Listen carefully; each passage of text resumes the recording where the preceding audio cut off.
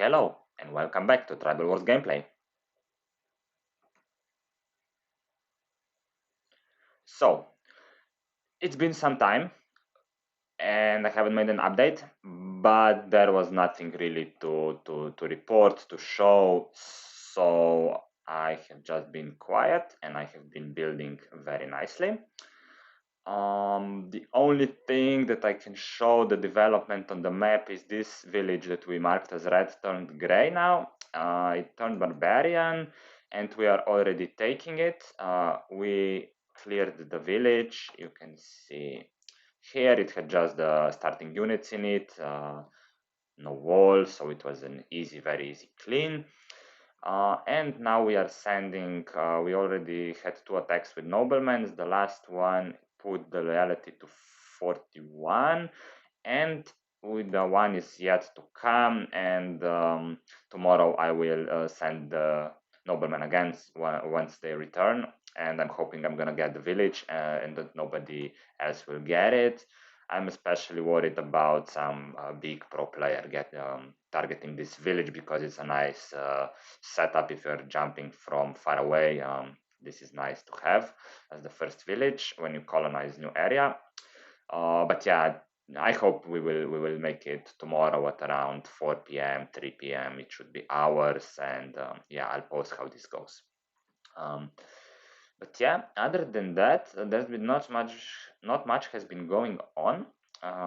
We have been building our villages, and we took all our clusters, mini clusters that we wanted, and now we are going in these new villages that we took in our second wave. We are again going for the strategy of storage rush. This is our way. Also, this event started here. It's gonna last really long, 14 days, which means we're gonna get a lot of these ducats, which are the currency of this event.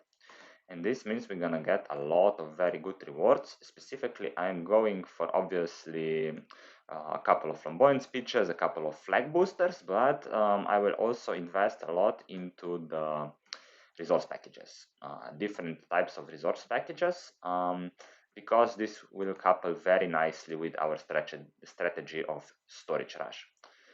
And we have by ourselves already, we got from the daily bonus, daily login bonus reward, we got about 50% storages. So we are off to a very nice start of our third min session, which should probably come to, I will probably do it by the end of the week.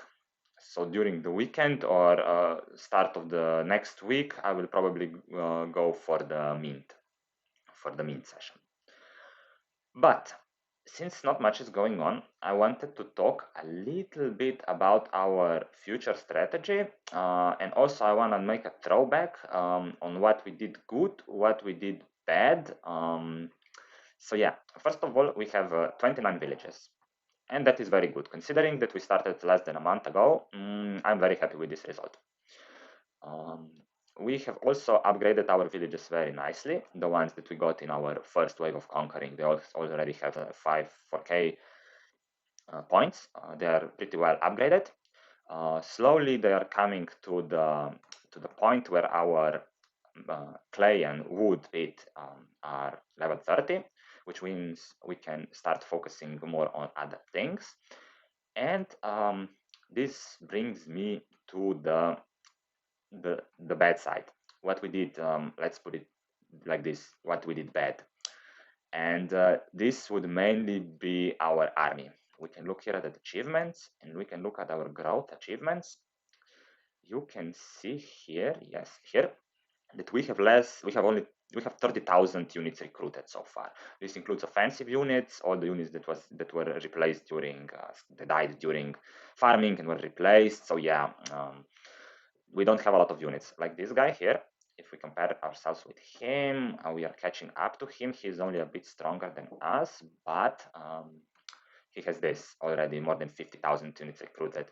And he had this for probably at least 4 days that I saw, maybe even longer, which means he has at least double amount of what we have. So if he would go for us, we would kind of be we would have problems. We would really have problems. So yeah, mm, we have kind of sacrificed the building and upgrading of pits and villages for units production. I know from past experience that it can be very tricky to have 24 hours, 24/7 building and army production at the same time, especially at the beginning. Before you get to level 30 pits and then these villages start to support themselves, it's easier. But at the beginning, yeah, you kind of have to choose between slowly upgrading and playing it safe, so building army as you go, or booming like I did, like playing SimCity a bit before starting to actually have army. So our first weakness right now, we are very vulnerable. We don't have army. Second weakness, it's kind of connected with this as well. Obviously, we don't have a lot of our villages are not religious. Like this is not religious, and most of these here they are also not religious. That means that troops only fight with 50% strength. And yeah, I didn't bother building churches yet. They take a lot of population. You have to divert some resources into building the farm and then the church. And it's these villages don't really have army yet, so it's kind of pointless for them to be religious. But yeah, it's I will have to do it. I will do it after the next wave of conquering. I will build churches so that they cover my villages. So this is our second weakness. We have a lot of unreligious villages. And kind of the third, which is the least important, we don't have any towers yet to show us the enemy incomings. But this is not that important yet. So yeah, you will probably accuse me, at least some people who are more experienced than me probably in this game. They will accuse me of playing SimCity, and I did play SimCity. I admit. I did play SimCity. 100% I admit. Why I did that? It's not that I couldn't go for army before, but like I said in the beginning, it's very hard to contain both building and army troops production at the same time. So you kind of have to decide. Considering how much farming we can do, still, I usually play later on. I usually join later on in casual world, so there is not that much farming. So I kind of didn't take this into account. So considering how much farming I do, yeah, like I could go sooner for army maybe. But then again, if I did that, I would now not have probably all those villages here. I would have more like 20 villages rather than more like 30. And this is not this is also important. First of all, you want to take as much villages as soon as you can, so that other people don't take them, and also so you can start upgrading them as soon as possible. Because once you take charge of the villages, they will develop way faster than once they are still barbarian. Okay, so yeah, I kind of went for a risky strategy. I am going for a massive boom, and I I went for my massive boom, and I'm still going for it. I will continue to kind of play in this way, and that's kind of why I dare to do it. If there would be more threatening players, so players that would play longer than me, but would have more army and would be closer to me, then I would play more defensively. I would be more cautious, and I would not go so recklessly and just invest into buildings. But we don't really have that much competition. We have this guy that I already showed. He has this tiny cluster here, but his main cluster is here. And yeah, I said he has more than double army compared to me. If he would go for me, I could have some problems. But it would not be that easy for him either. My villages are very close. I have a full nuke here. I have noblemen. If he takes a village, I can just retake it back. He would need like a couple of trains, and that's a lot. He cannot afford a couple of trains right now to take a few villages from me, so that I couldn't get them in just instantly. Like he takes this and this village. I can only retake first this, then this, then this. I have to wait for my army to go back and forth. And in that time, yeah, he could reinforce those villages, but you can see the villages have barely um, like farm on level 20, which means production is like the maximum population is less than 5,000. And that means that you cannot build a church in this village because first level of church takes 5,000 population. Plus there are buildings, so he would need like at least 3 more levels of farm before he can build a church. While he's not building a church and I don't have any wall, so he would kind of have to decide whether to go for farm or for wall. And yeah, it's he would um, all the time that all the time he doesn't have farm here, his units are unreligious, so I will kill tons of his death if he would put it here.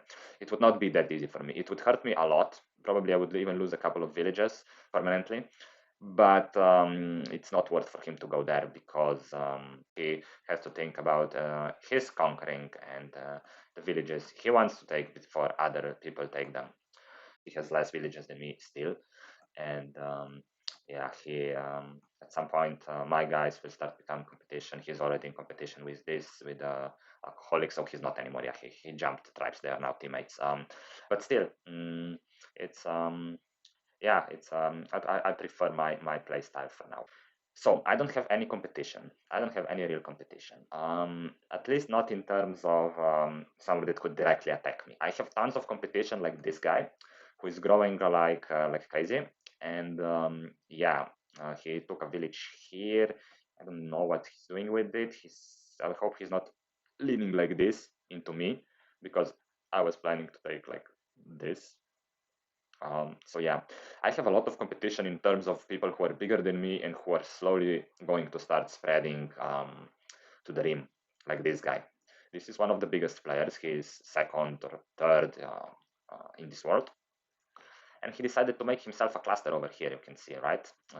He took a village and then he started taking them around, and the guys like this, once they have like 300 villages and a lot of them are fully upgraded, they can produce a lot of noblemen. They can spread really fast, and we are starting to enter the stage of this world where the big guys from here, they will start going towards the rim, and they will look for points where they can infiltrate and start spreading. And once you get a guy like this,